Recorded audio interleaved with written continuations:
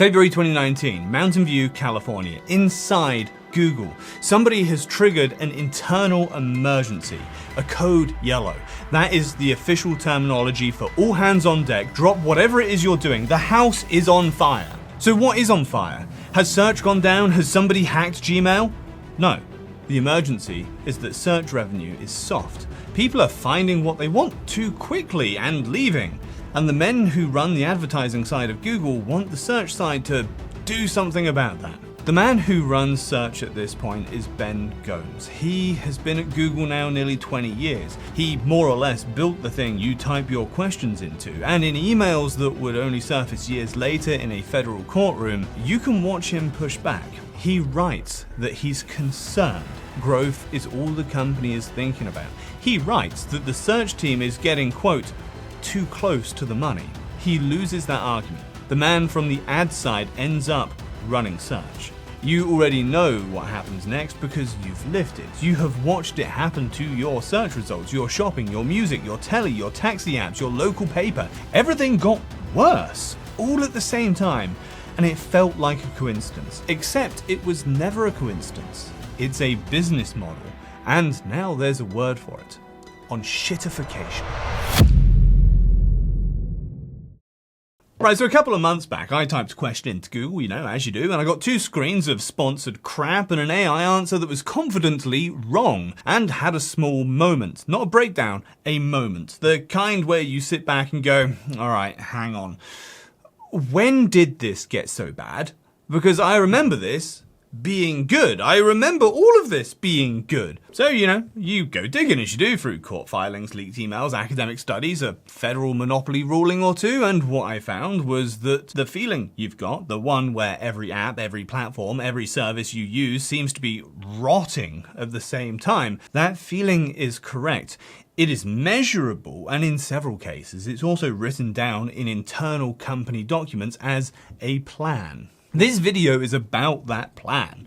Who wrote it, how it works, what it's done to actual human beings, and near the end, you'll get to the part where it all stops being about annoying apps and starts being about dead pensioners. I wish that was a tease.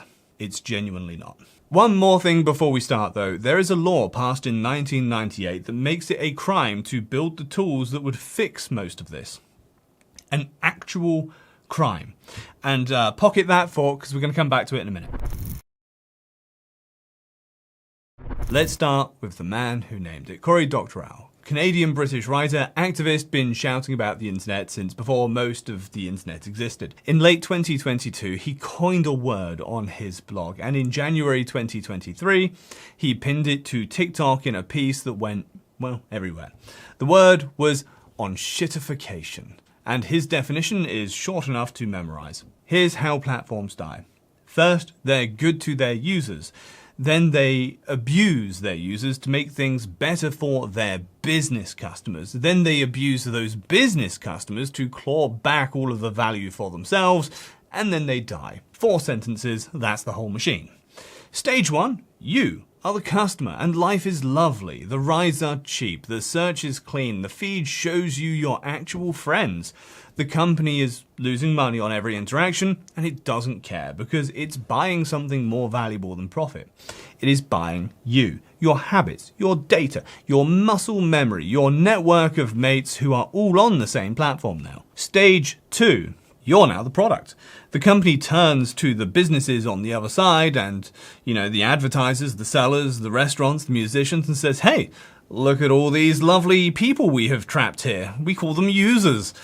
And the platform starts quietly rearranging your experience to serve whoever's paying. The search results, they shuffle, the feed fills with things you didn't ask for. And that brings us to stage 3. Everyone's the product. Users are locked in now because leaving costs them their photos and their friends and everything else. Businesses are locked in because that's where the customers are. And now with both sides trapped, the platform can turn the extraction dial as far as it likes. Worse results, higher fees, more ads, all at once. The word of the year people noticed, by the way. The American Dialect Society made enshittification its 2023 word of the year. Macquarie Dictionary in Australia gave it 2024. When the lexicographers are handing you business model awards, something has gone publicly wrong. Now, the obvious objection, oh, companies get greedy, mate, this is just capitalism. What's new? Well, alright, yeah, fair enough, but greed is a constant, and this decline isn't. Google was greedy in 2010, and search was brilliant. Amazon was greedy in 2012, and it was the most customer-obsessed shop on earth. Greed does not explain why quality fell off a cliff everywhere in the same 5-year window. What explains it is that degrading the product only makes money when the customers cannot leave. That's the actual discovery, not greed. A new answer to an old question. What happens if we make it worse? For most of business history, the answer was, well, the customers go elsewhere. The platforms have spent 20 years making sure there was nowhere else. And then they made it worse. And once you can see the shape of it, you see it everywhere. Your search engine, your shopping, your music app paying artists in fractions of a penny, your streaming service that put the advert back, the taxi app, the food app, the dating app, your GP's booking system, the self-checkout that films you, the printer that refuses ink. One pattern wearing about 40 different logos. Actually, let's make that concrete, because everything is doing a lot of work in this video's title. Walk through your average Tuesday. You wake up and check a feed that's been sorted by an engagement algorithm rather than by time or your friends. You search for something and wade through sponsored results to find it. You order the thing and the platform takes its cut from the seller, who priced that cut into what you paid. You stream music at lunch, the artist gets a rounding error, or under the new rules, possibly nothing. You book a ride home from an app that knows what you'll tolerate. You watch telly that reintroduced the adverts you originally paid to escape on a smart TV that watches you back. And at no point in that day did you make a single one of those choices, because they were all defaults set by companies who paid other companies to set them. None of that is a glitch. Every single bloody step is revenue. So let's take them one at a time, starting with the scene of the crime from the cold open.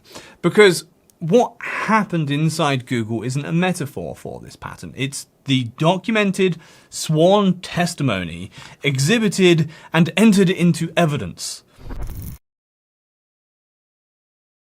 On the 5th of August 2024, a US federal judge named Amit Mehta published a ruling that opens with a sentence lawyers will be quoting for decades. Google is a monopolist, and it has acted as one to maintain its monopoly. Not may be, not is alleged to be, is proven in court in the biggest antitrust case since Microsoft in the 90s. The numbers behind that ruling deserve a moment.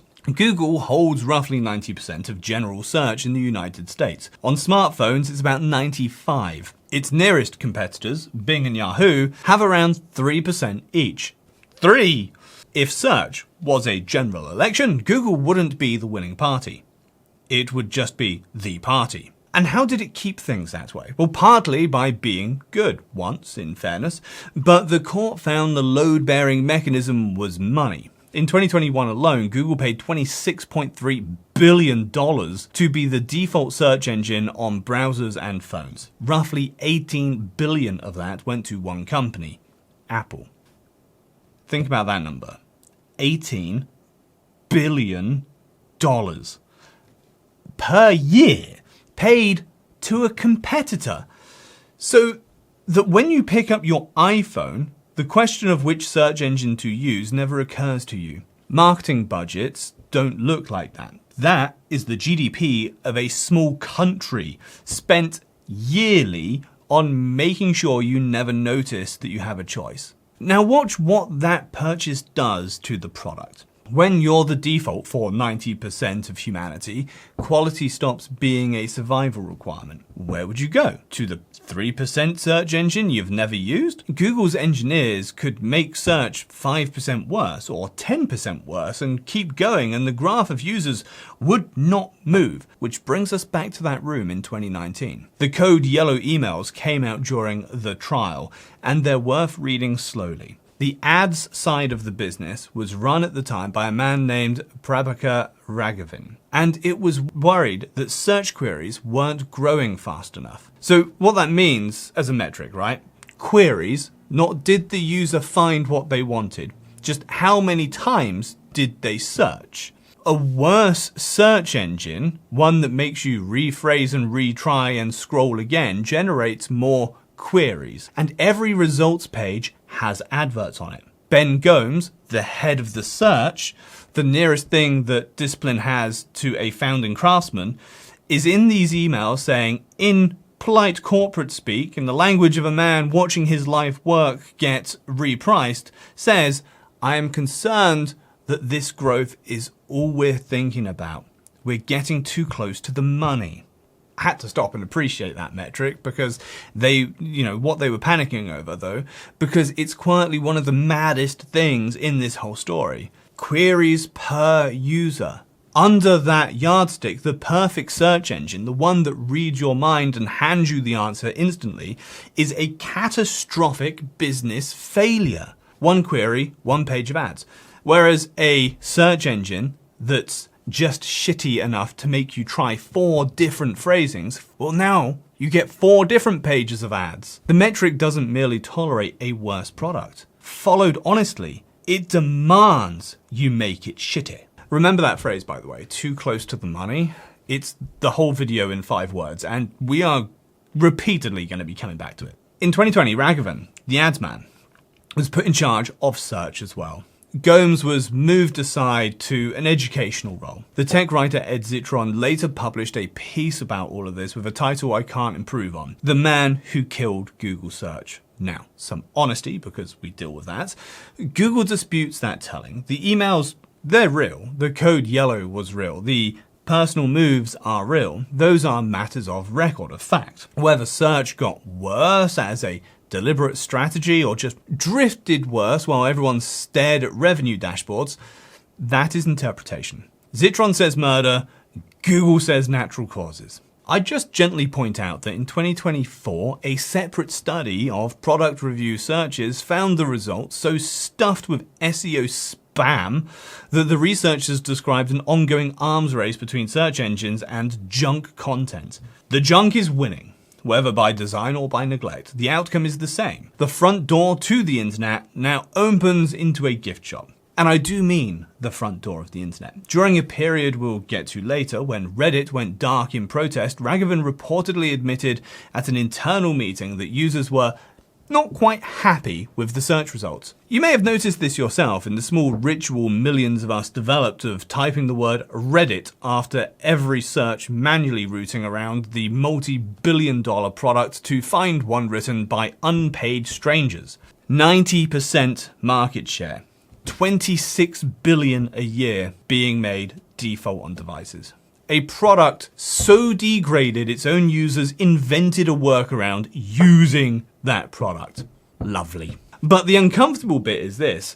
Google is the tutorial level of this story. The search results got worse and you wasted some time. Alright, that is irritating. It's not tragic. To watch this same playbook run with real money changing hands and real livelihoods on the line, we need to go shopping. Try a small experiment after this video. Go to Amazon and search for something dull. I don't know, cat beds, phone chargers, whatever. Now count how far you have to scroll before you reach a result that's there because it's good rather than because somebody paid. When the US Federal Trade Commission ran that experiment, one of their screenshots showed a first row of results containing 0 organic results. None. Every product on the screen had bought its way there. Dr. Al ran it with cat beds and found the entire first screen was ads. Independent researchers put numbers on the pattern in 2024. Sponsored results were, on average, about 37% more expensive than the organic results they'd shoved aside.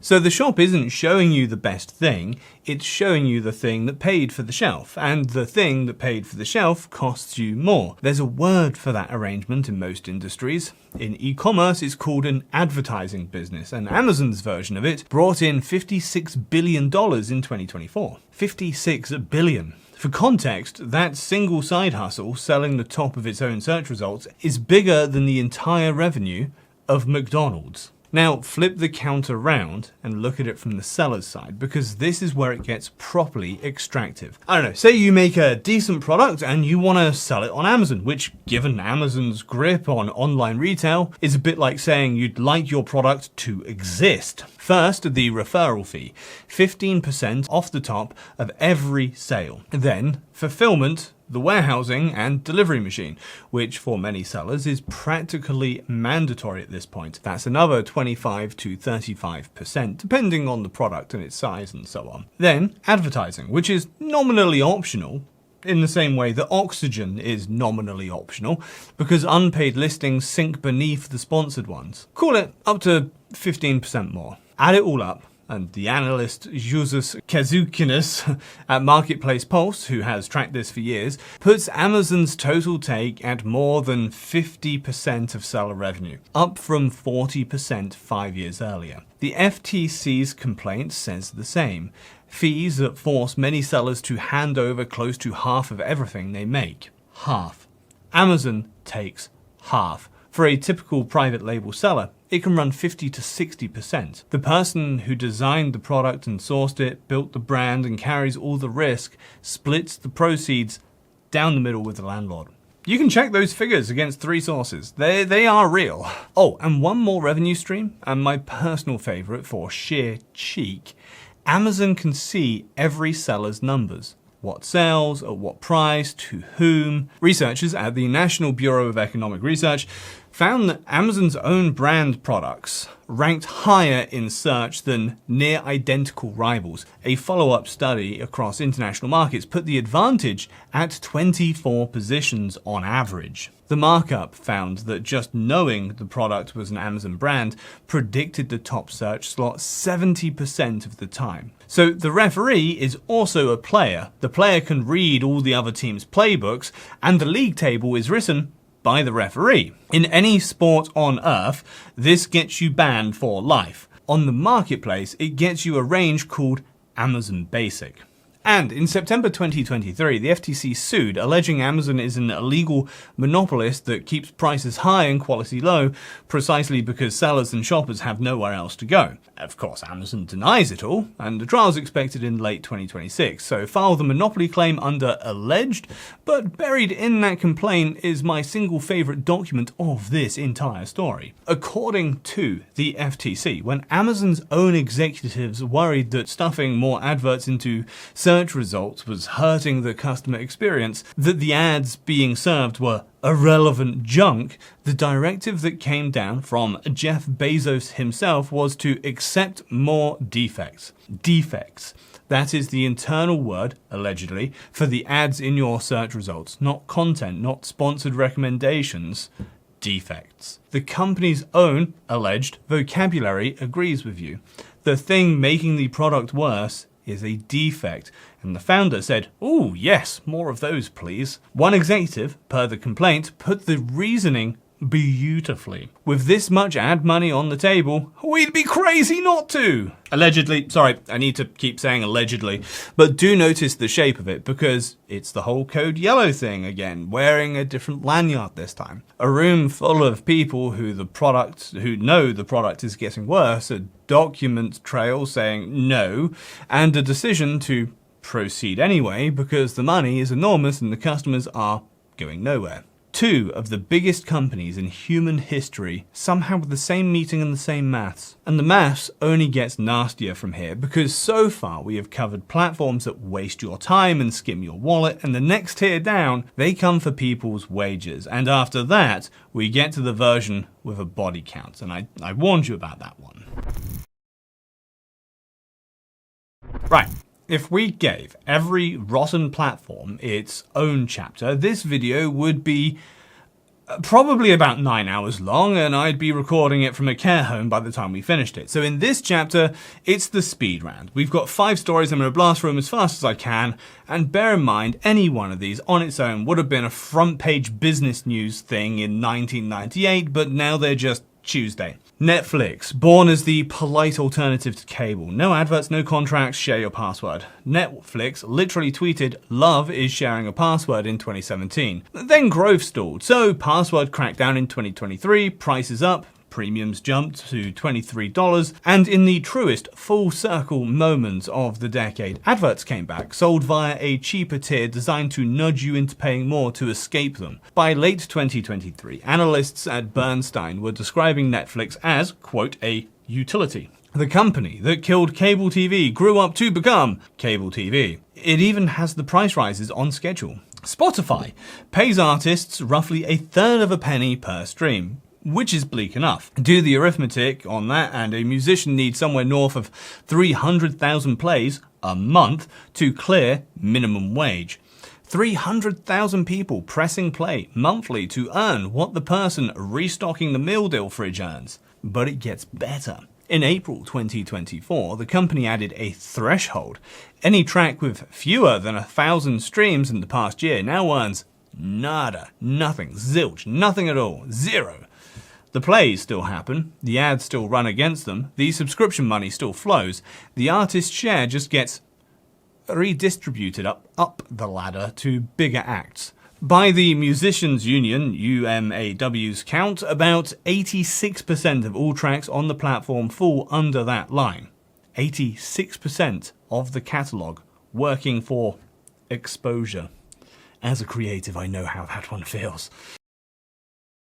Facebook. In 2012, if a business or band posted to the people who'd chosen to follow it, roughly 16% of them saw it. By 2024, it was 6.5%. Today, it hovers around 1 or 2%, unless you pay to boost the post, in which case, miraculously, your followers can see you again.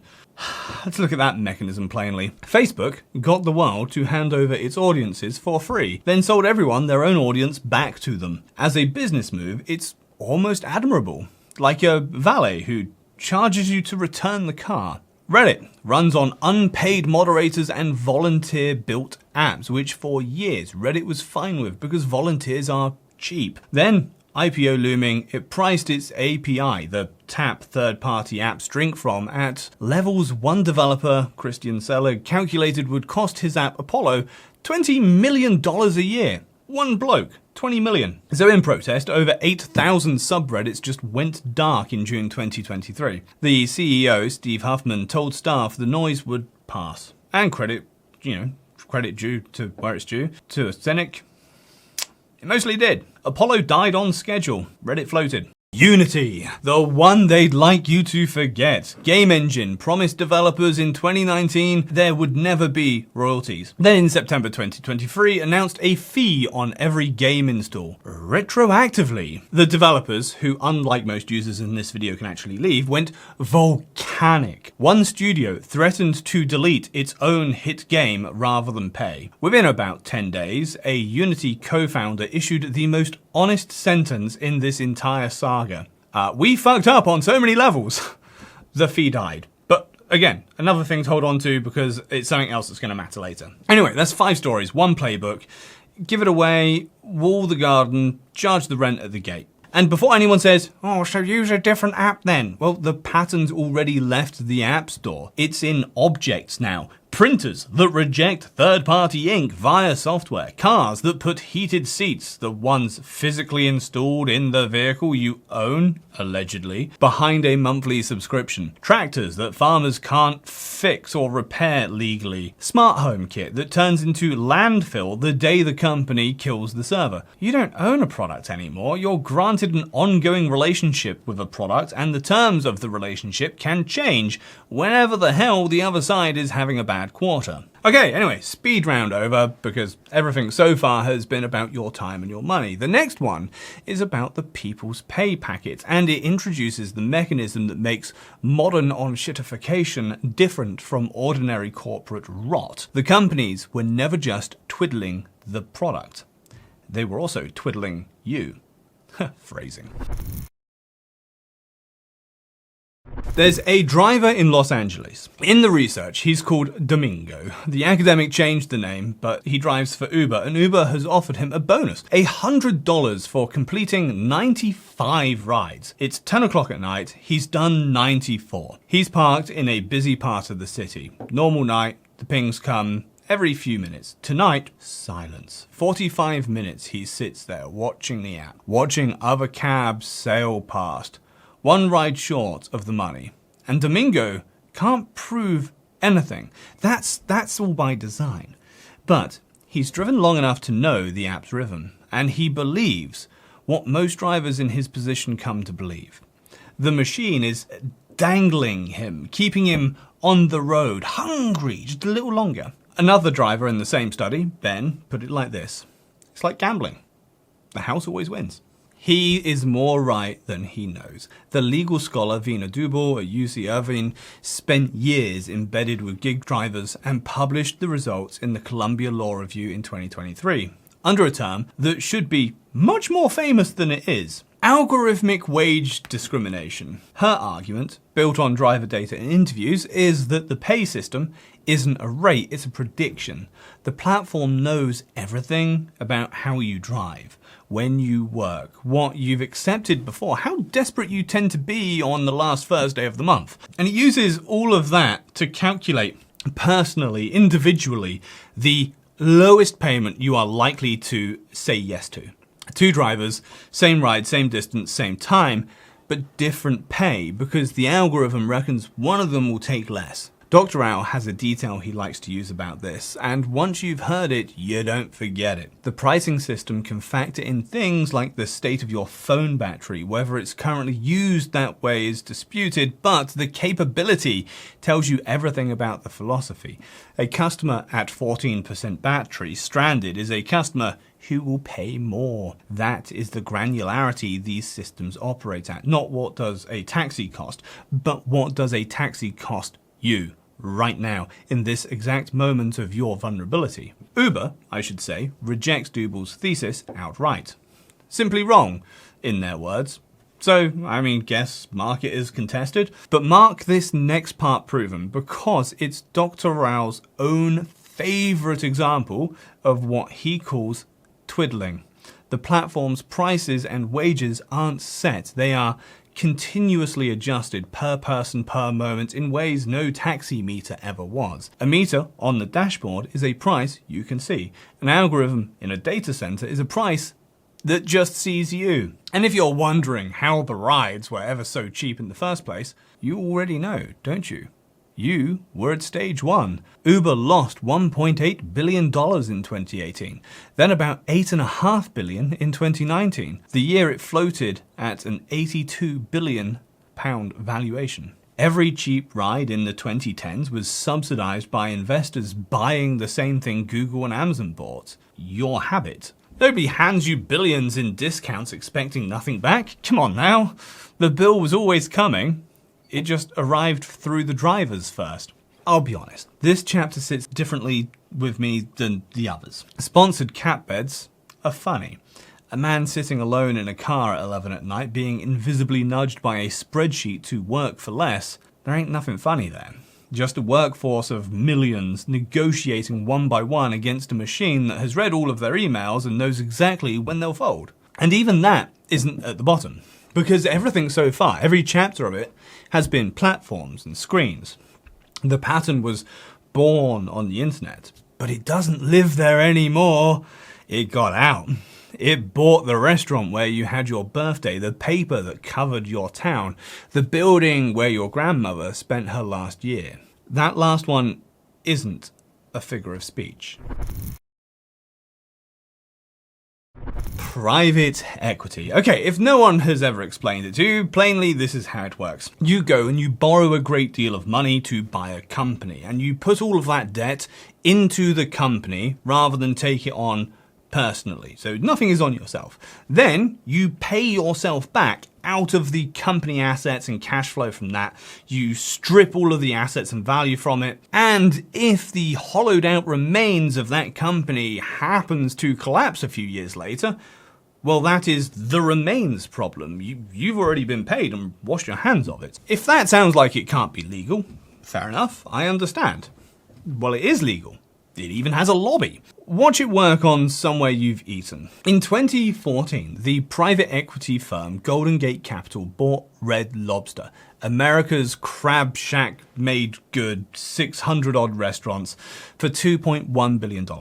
Almost immediately, Golden Gate sold the land and buildings under those restaurants for $1.5 billion and used the proceeds to help pay for the purchase itself. Let's take another look at that because it's a magic trick. They bought the company with the company's own buildings. And from that day, Red Lobster, which had owned its sites, one of the strongest positions a restaurant chain can hold, paid rent to themselves instead. Around $200 million a year by 2023, flowing out of the tills to the landlords in good years and bad. In May 2024, it went bankrupt and every headline blamed the all-you-can-eat shrimp promotion. I mean, yeah, alright, fine, the shrimp probably didn't help, but as an economist, Eileen Applebaum put it, the retail apocalypse is really about having your real estate sold out from under you. Toys R Us, Sears, same story, just different signage. The customers noticed a tired menu and a shabbier dining room and thought, oh wow, this place has gone downhill. It hadn't gone downhill, it had been harvested.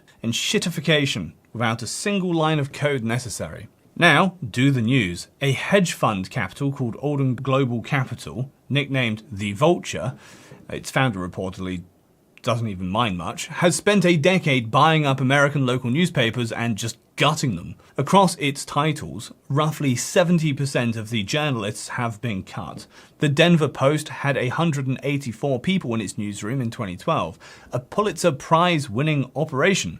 Under Alden, it fell to around 66, while the paper reportedly kept turning double-digit margins. The money was there, it just wasn't for journalism. In 2018, the Post did something newspapers just about never do.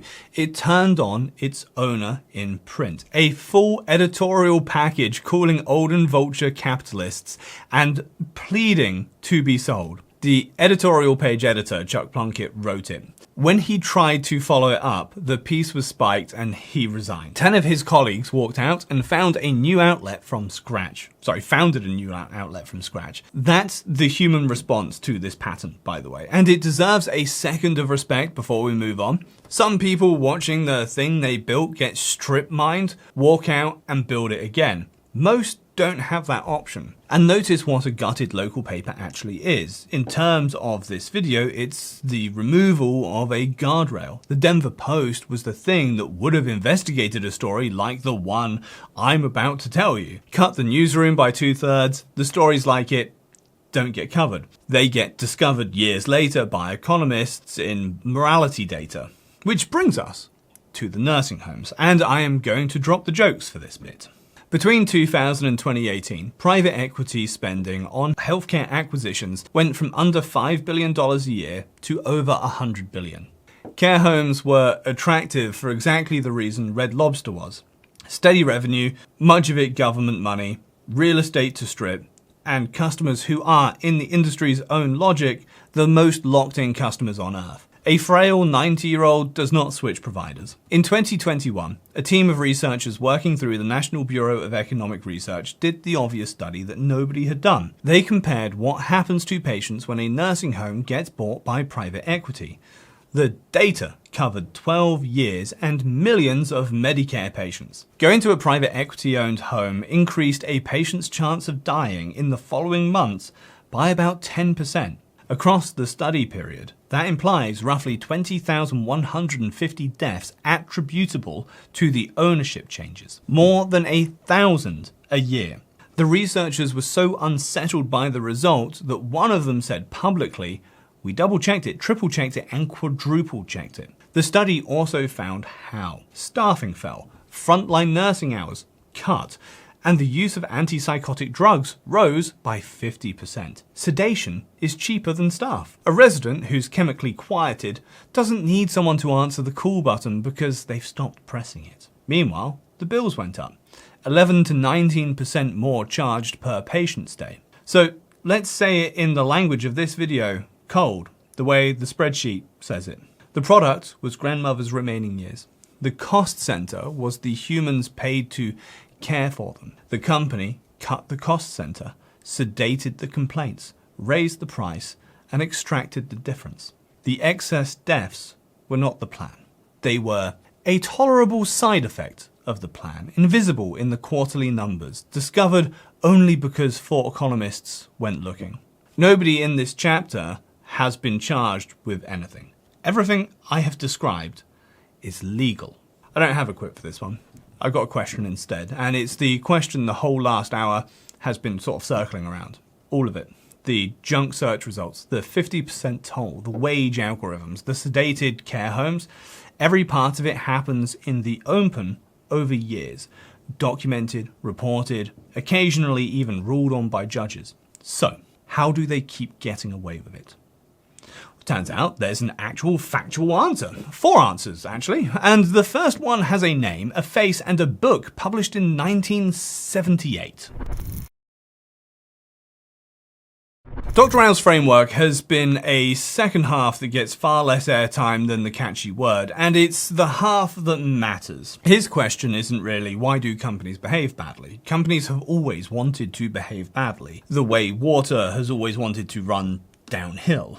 The real question is, what used to stop them? And his answer is there were 4 restraints. 4 fences, and over 40 years, every one of them was dismantled, not eroded, dismantled on purpose, by people we can name. Fence 1 was competition. If your product rots, customers leave for a rival, unless there's no rival. In 1978, a legal scholar named Robert Bork published a book called The Antitrust Paradox, arguing that America's monopoly laws should worry about one thing only: short-term consumer prices, not market power, not whether 5 firms quietly became one. If prices weren't visibly rising, the law should stand down. Within a few years, his view was effectively the law of the land, and it held for 4 decades. Now, think about what that standard means for a company that's free, or cheap, or subsidized. Facebook cost nothing. Amazon just undercut everyone. Under the Bork test, they could buy every rival on Earth. And, well, they near enough did, didn't they? Facebook alone swallowed Instagram, WhatsApp, and dozens more. All while antitrust looked at the price tag, saw a low number and went, alright, fine, and went back to sleep. A young law student named Lena Khan pointed out this exact blind spot in a 2017 paper on Amazon that made her famous. The framework literally could not see the crime. The harm wasn't arriving through prices, it was arriving through quality, through fees on sellers, through everything the yardstick didn't measure. Kill the fence of competition and stage 3 of enshittification becomes safe. Where are you going to go? Fence 2, regulation. Fine. No competitors, but surely the government steps in. The government the platforms met was one they'd already, let's say, befriended? Allegedly? Tech spends fortunes on lobby, literal fortunes. And regulators have a habit of retiring into the industries they regulated. But honestly, the strongest evidence here is just the scoreboard. The code yellow was 2019. The judge's Google is a monopolist. That line landed in 2024. And when the remedies came in 2025, Google kept Chrome, kept Android, and its share prices went up on the news. The punishment for 2 decades of illegal monopoly maintenance was roughly a stern letter. Meanwhile, the regulator's other big swings, the Meta case, the ban on non-compete clauses, the click-to-cancel rule, lost in court, one after another through 2025. When the fine's smaller than the profit, it isn't a fine, it's just a license fee, it's the cost of doing business. And when the case takes 6 years and ends up in a shrug, it isn't deterrence, is it? It's just weather. Which brings us to fence 3, self-help. This is the one I asked you to hold about, 40 minutes ago? The 1998 law. For all of computing history, when a product got hostile, engineers just fixed it.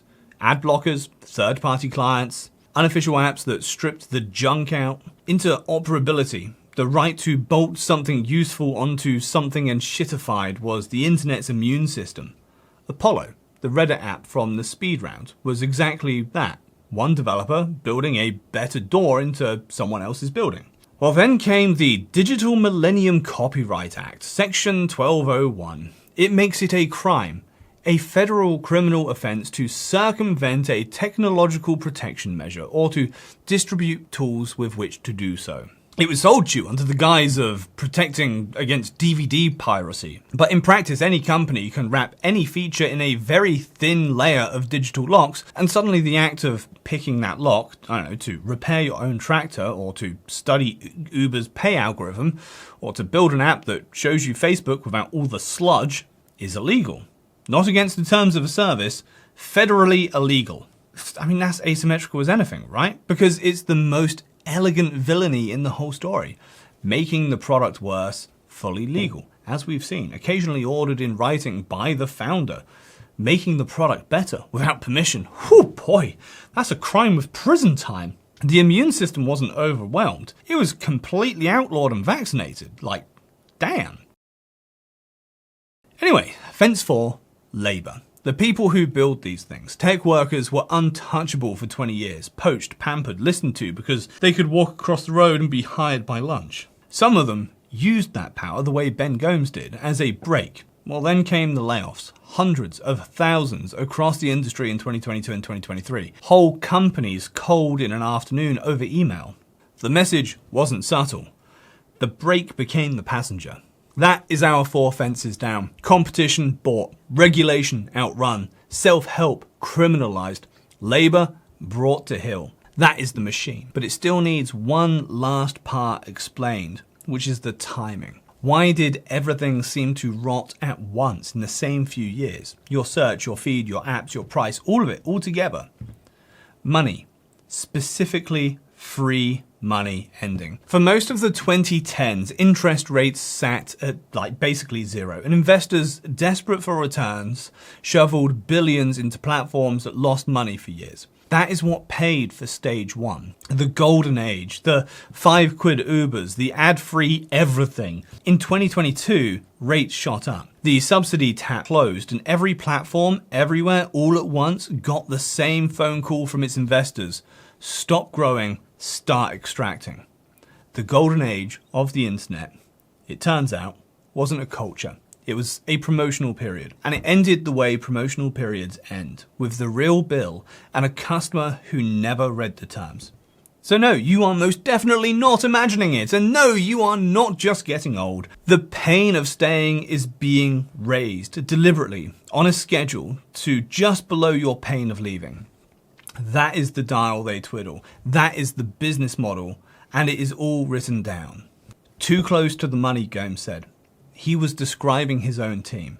He might as well have been describing the entire economy that his industry built.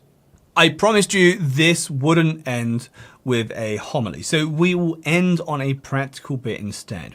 What has actually measurably worked? It's a short list, but it does exist. Unity reversed. Remember the install fee, the retroactive one?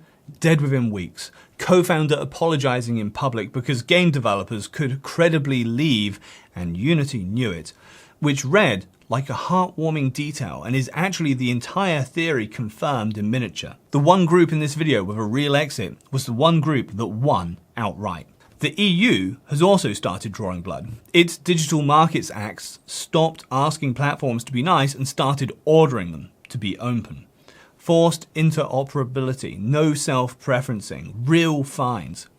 April 2025, 500 million euros against Apple, 200 against Meta. First swings, small, next to the money involved. But the DMA's real weapon isn't the fines, it's the mandated doors in the walled gardens. That attacks the lock-in itself, the actual engine, the thing every other remedy politely ignores. And the American courts did once say the word monopolist out loud about Google, even if the sentence turned out to be a community service. Amazon's turn comes at trial in late 2026, and we'll cover that when it comes out.